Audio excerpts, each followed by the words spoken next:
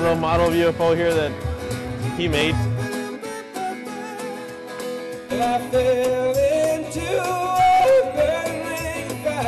We had a little bit of a Roswell incident down there. I think we found evidence of the crash site right here.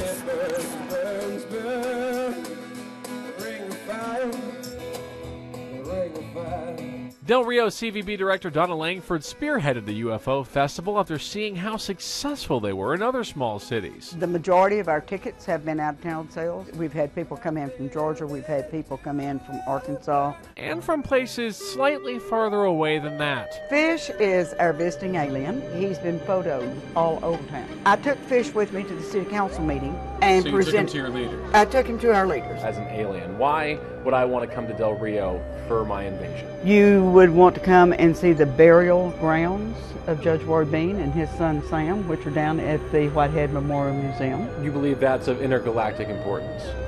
I do. And if that's not enough, there's always the 1955 incident where an Air Force pilot reported seeing a UFO crash on the Texas-Mexico border. R.B. Willingham was leading a squadron of jets near the Mexican border when he was informed that the UFO had crashed. UFO Festival organizer Noe Torres co-wrote the book on the Del Rio incident, calling it The Other Roswell. His suspicion is that it was extraterrestrial in origin and that the beings that he saw inside the crash saucer were not human. While Willingham is the only eyewitness to come forward, Torres says his story has never fully been disproved. Nobody has been able to come forward and say, this is pure nonsense. This must have been something. You know, absolute proof is very difficult to come by, and perhaps by design. UFO Festival keynote speaker Travis Walton may have more proof than anyone.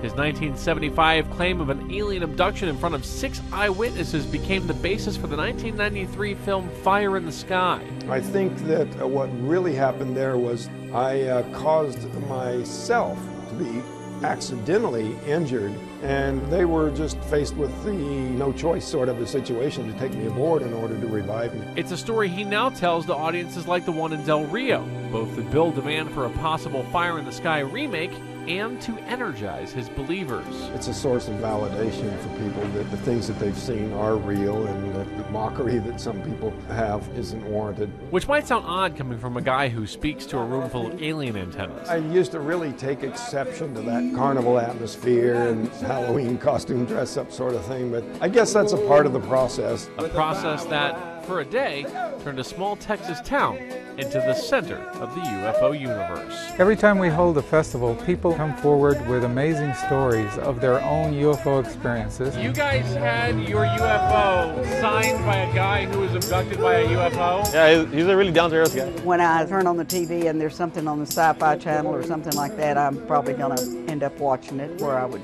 flip it before. Does it change how you feel about Del Rio, that now that you know that aliens want to come here? That it's cooler. JT Street, Fox News at 9.